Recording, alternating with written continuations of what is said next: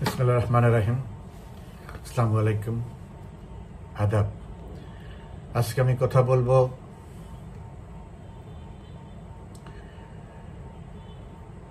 বিএনপির তারেক জিয়া ও মির্জা ফখরুল সাহেবের কিছু উদ্ভট এবং উদ্দেশ্যপূর্ণ বক্তব্য নিয়ে। প্রথমেই আমি আমার অন্তঃস্থল থেকে ধন্যবাদ জানাচ্ছি পিরোজপুরের নেসারাবাদ উপজেলার রমেশচন্দ্র সরকারি প্রাথমিক বিদ্যালয়ের প্রধান শিক্ষিকা ইয়াসমিন আক্তারকে। তিনি আজকে গতকালকে ইনফ্যাক্ট একটা কথা বলেছেন। দেশের অনেক জায়গায়, অধিকাংশ জায়গায় সরকারি বেসরকারি বিভিন্ন দপ্তর থেকে জাতির পিতা বঙ্গবন্ধু শেখ মুজিবুর রহমানের ছবি নামিয়ে ফেলা হয়েছে, যদিও সেটা বেআইনি ছবি। প্রতিটি সরকারি প্রতিষ্ঠানে জাতির পিতার ছবি টাঙানো বাধ্যতামূলক, সাংবিধানিকভাবে বাধ্যতামূলক। সো যারা নামিয়েছে তারা সংবিধান লঙ্ঘন করেছে। কিন্তু আমার এই বোন ছবি নামায়নি। তাকে সাংবাদিকরা প্রশ্ন করেছে, আপনি কেন ছবি নামাননি? উত্তরে তিনি বলেছেন, জাতির পিতা বঙ্গবন্ধু শেখ মুজিবুর রহমানের জন্য আমরা এই বাংলাদেশ পেয়েছি। আমি একজন মুক্তিযোদ্ধার মেয়ে হিসেবে আমি তার ছবি নামাতে পারি না। তার ছবি এখানে থাকবে। আজকের এই কঠিন পরিস্থিতিতে আমার এই শ্রদ্ধেয় প্রধান শিক্ষিকা বা শিক্ষক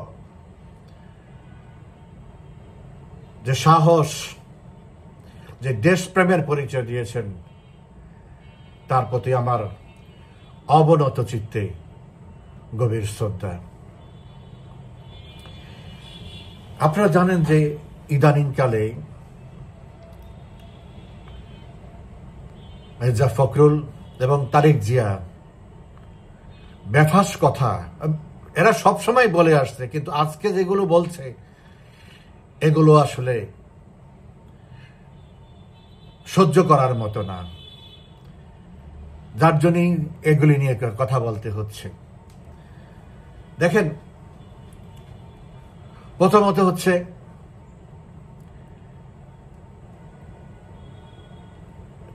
দুই দিন আগে প্রেস ক্লাবের এক অনুষ্ঠানে ফখরুল সাহেব বললেন আওয়ামী লীগকে নিশ্চিহ্ন করে ফেলতে হবে। কত বড় ঔদ্ধত্যপূর্ণ কথা! আওয়ামী লীগকে নিশ্চিহ্ন করে, তিনি জানেন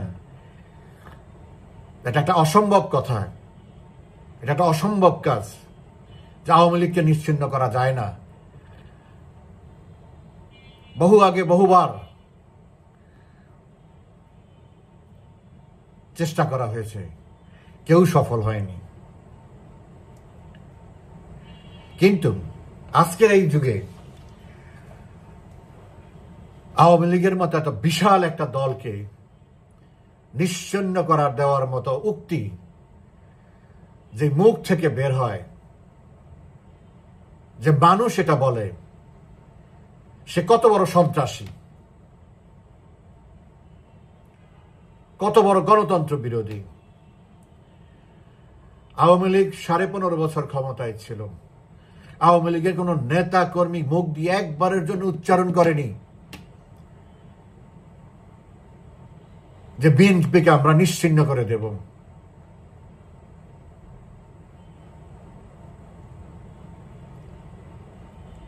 বিএনপিকে সঠিক রাজনীতি, দেশ মুক্তিযুদ্ধের চেতনার ভিত্তিতে রাজনীতি করার জন্য বারবার তাদেরকে আহ্বান করা হয়েছে।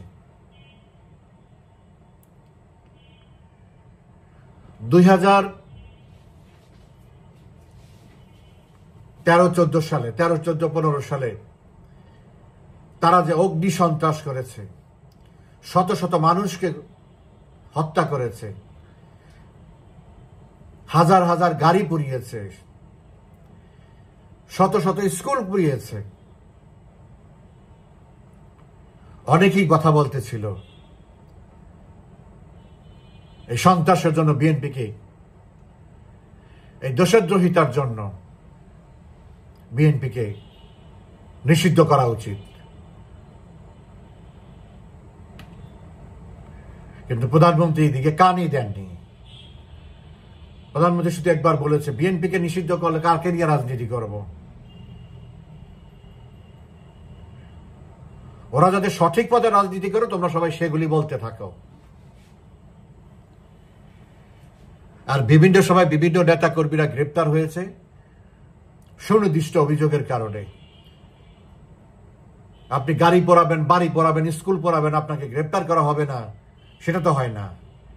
কিন্তু বিএনপিকে নিষিদ্ধ করতে হবে, বিএনপিকে নিশ্চিহ্ন করতে হবে, এরকম কোনো চিন্তাই তো মাথায় আসে না। তা যদি চিন্তা থাকতো যে বিএনপিকে নিশ্চিহ্ন করা হবে, তাহলে তো বিএনপির কোনো হদিশ এখন পাওয়া যেত না, বিএনপির কোনো অফিস বাংলাদেশে থাকতো না।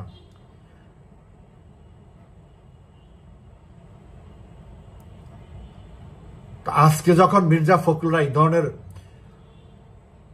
উক্তি করে, আজকেও ছাত্র দলের মিটিং এ বলছে আওয়ামী লীগকে আর রাজনীতি করতে দেওয়া হবে না। বাহ, ওনারা একা রাজনীতি করবে, এই হলো ওনাদের গণতন্ত্র। ওনারা নির্বাচনে নিজের ইচ্ছায় আসে নাই, আওয়ামী লীগ সাংবিধানিক বাধ্যবাধকতার জন্য নির্বাচন করতে হয়েছে, এই জন্য বলছে আওয়ামী লীগ একা নির্বাচন করেছে, এই নির্বাচন আমরা মানি না। আর ওনারা এখন বলতেছে, সেই দলই সেই নেতারাই বলতেছে আওয়ামী লীগকে আর রাজনীতি করা যাবে না, ওনারা একা রাজনীতি করবে। রাজাকার আলবদর একসাথে হয়ে সবাই রাজনীতি, স্বাধীনতা বিরোধীরা সবাই মিলে একাই রাজনীতি করবে। আর যে দেশ সৃষ্টি করলো আর এই দেশ গঠন করলো, গড়ে তুললো, উন্নত করলো, সে রাজনীতি করতে পারবে না।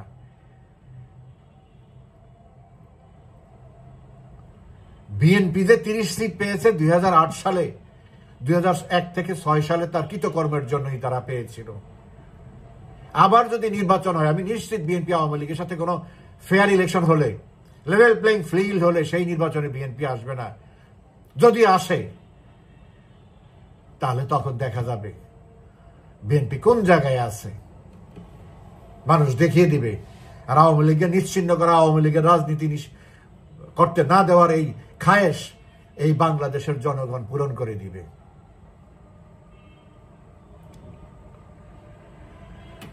আপনারা নিশ্চয়ই এত তাড়াতাড়ি ভুলে যান নাই যে কয়েকদিন আগে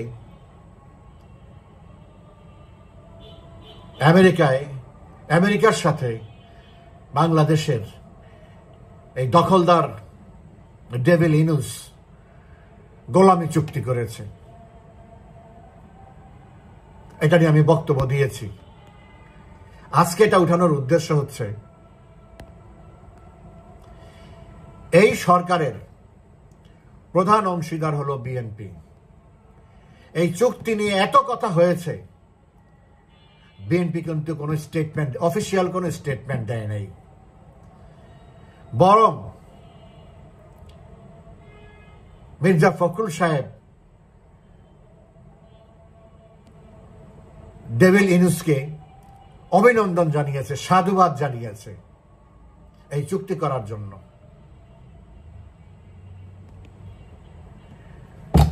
বাংলাদেশের যে ক্ষতি হলো এই চুক্তির মাধ্যমে, যা এই কয়েকদিন পরে কিছুদিনের মধ্যেই দেখা যাবে, এর জন্য পুরোপুরি দায়ী হলো ইনুসের তো কোনো অস্তিত্ব নাই, ইনুসের কোনো ভিত্তি নাই, ইনুস কিছুই নাই দেশে। ইনুসের ভাড়াটিয়া, উপর থেকে নাজেল করে দিয়েছে তাকে আমেরিকানরা। সো তার তো পারপাস হলো আমেরিকার পারপাস সার্ভ করা, তার কাজই হলো আমেরিকার পারপাস সার্ভ করা। কিন্তু বিএনপি, যারা এই দেশের বড় দল দাবি করে, যারা এই দেশে ক্ষমতায় ছিল, যারা আবার ক্ষমতায় যাওয়ার স্বপ্ন দেখে, যারা দেশপ্রেমিক দল হিসাবে নিজেদেরকে দাবি করে, তারা কিভাবে এই চুক্তি মেনে নিল? তার মানে তারা, তারেক এবং ইনুস তাদের এটা যৌথ প্রকল্প ক্ষমতায় টিকে থাকার জন্য এবং ক্ষমতায় আসার জন্য। 2001 সালেও তারা একই কাজ করেছে। এই খালেদা জিয়া গ্যাস বিক্রি করবে, আমাদের গ্যাস নাই, সেই গ্যাস আমেরিকার পরামর্শে ভারতের কাছে গ্যাস বিক্রি করবে, সেই চুক্তি শেখ হাসিনা মানে নাই, শেখ হাসিনা গ্রহণ করে নাই সেই শর্ত, কিন্তু খালেদা জিয়া গ্রহণ করছে, সে ক্ষমতায় আসছে এবং এই সেনাবাহিনীকেই ব্যবহার করে সেদিন ফলাফল উল্টে দিয়েছে। যেই ফল পাওয়ার কথা ছিল আওয়ামী লীগের, সেটাকে ঘুরিয়ে বিএনপি কেন মানুষ ভোট দিবে? কি কারণে? 96 থেকে 2001 পর্যন্ত বাংলাদেশের স্বর্ণযুগ ছিল।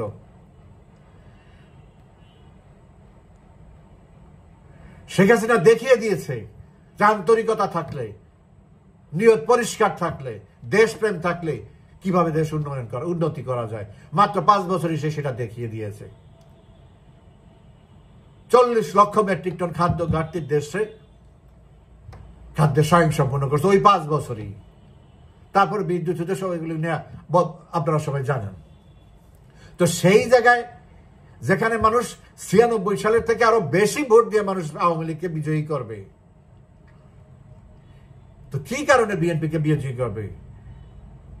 যারা মাঠে ছিলেন, যারা ভোট কেন্দ্রে ছিলেন, তারা জানেন। আজকালকার পোলাপান তো জানবে না এগুলো, আজকাল তার তরুণ সমাজ এগুলি জানে না। সত্যকে অনেক সময় অসত্য তারা মনে করে। যারা সেদিনই নির্বাচনের মাঠে ছিলেন তারা জানেন কিভাবে সেনাবাহিনী নির্বাচনের আগের দিন এবং নির্বাচনের দিন, এই 2 দিনে পুরো উল্টে দিয়েছে। তো এইবারও এই গত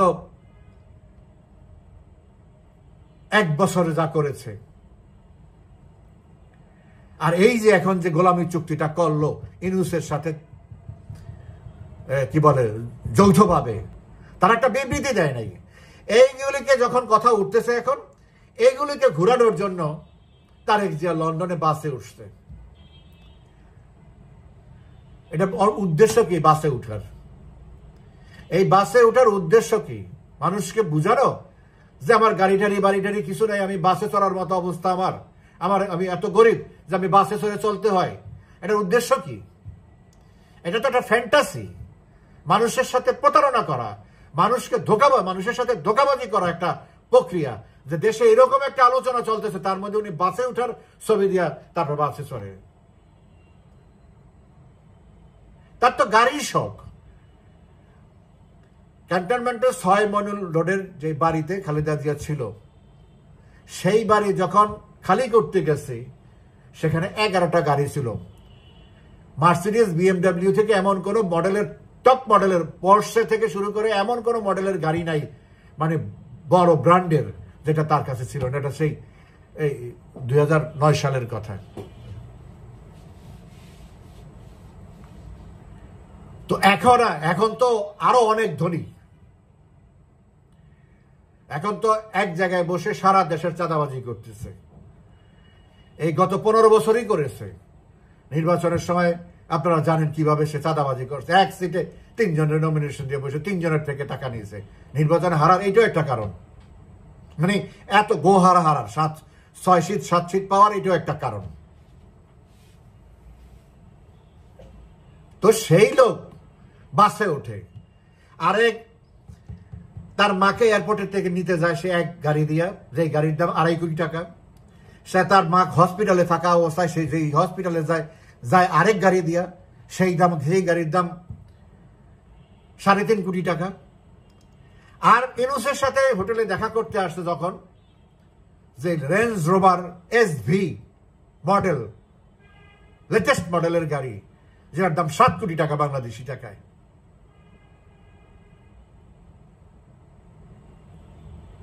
আজকে তো অনেকেই প্রশ্ন তুলতেছে তার এই বিলাসবহুল জীবনযাপনের উৎস কি? সে কত হাজার কোটি টাকার মালিক সে নিজেও জানে না। এই গত 1 বছরে এমন কোন বাংলাদেশের ব্যবসায়ী নাই যারা 50 থেকে 1000 কোটি টাকা পর্যন্ত তাকে না দিয়েছে। আর প্রতি মাসে তার ইনকাম আছে 1000 কোটি টাকার উপরে। প্রথম মাসেই তো সে প্রত্যেকের কাছ থেকে টাকা নিয়ে নিছে তাদের ব্যবসা সেফ রাখার জন্য, আর না ব্যবসা জ্বালাই দিবে। দস্তগীর গাজীর যেই গাজী টায়ারের ব্যবসা যেভাবে সালমান রহমানদের বেক্সিমকো যেভাবে জ্বালাইছে, আরো শত শত যেভাবে জ্বালাই দিছে, এগুলি জ্বালাই হুমকি দিছে যে তোমারটাও আসতেছে, অন্য এজেন্ট পাঠিয়ে দিছে, নেগোসিয়েট করো। তারপরে 50 থেকে শুরু করে 1000 কোটি টাকা পর্যন্ত যত বড় বড় গ্রুপ আছে কেউ বাদ নাই তাকে টাকা না দিছে। আর তাকে টাকা না দিয়া বাংলাদেশে কেউ ব্যবসা করতে পারবে? বড় ব্যবসায়ী প্রশ্নই আসে না। এগুলো তো বড়গুলি হলো তার, মাঝারিগুলি হলো তার কেন্দ্রীয় নেতাদের, আর তারপরে তৃতীয় চতুর্থ শ্রেণী যারা আছে ব্যবসায়ী তারা হলো সিরিয়ালি আর কি বিভিন্ন অঙ্গ সংগঠনের নেতাদের, আর তৃণমূল পর্যায়ে হলো যে যেভাবে খেতেছে খাও। এইভাবে ভাগ বাটোয়ারা করে তারা লেভেল ভাগ করে তারপরে তারা চাঁদাবাজি করতেছে। পৃথিবীর ইতিহাসে কোনো নজির নেই এত চাঁদাবাজি বাংলাদেশে চলতেছে। তো তারা রাজনীতি বন্ধ করবে আওয়ামী লীগের, তারা আওয়ামী লীগকে নিশ্চিহ্ন করে দিবে। এত সহজ দুনিয়াটা। ওইদিকে ঘুম নাই কারো, তার তো সে তো শান শওকতে আছে না। বাংলাদেশে যারা আছে তাদের কোনো ঘুম নাই, ঘুমাইতে পারে না। এই আওয়ামী লীগ আসলো, আজকেও মির্জা ফখরুল বলছে দিল্লিতে বসে ষড়যন্ত্র করতেছে এই দেশ আবার দখল করার জন্য। দখল করার জন্য না, এই দেশ পুনরুদ্ধার করার জন্য। যেইভাবে 71 সালে পাকিস্তানিদের হাত থেকে এই দেশকে পুনরুদ্ধার করা হয়েছে, ঠিক একইভাবে প্রয়োজনে ঠিক ওই একইভাবে বাংলাদেশকে রক্ষা করার জন্য পুনরুদ্ধার করা হবে এই জঙ্গি সন্ত্রাসী চাঁদাবাজ লুটেরাদের হাত থেকে।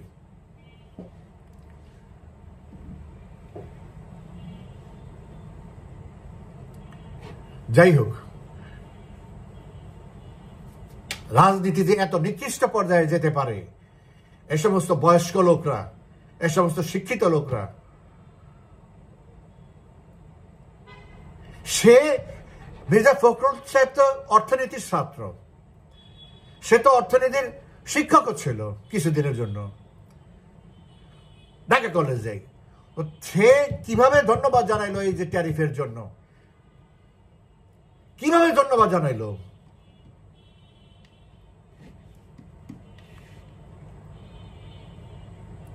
সে হিসাব নিকাশ করে দেখে নেই যে কি বেনিফিটটা এই ট্যারিফ 15% কমানোর পরেও আমরা কি বেনিফিট পাইছি বা আমরা কি দিছি। ওই সবের ধারে নাই। লন্ডন থেকে মেসেজ আসছে, শুভেচ্ছা জানাই দেন, অভিনন্দন জানাই দেন, বাস চোখ বুঝে জানাই দিছে। এদের তো লাজ লজ্জা আত্মমর্যাদা বলতে কিছু নাই।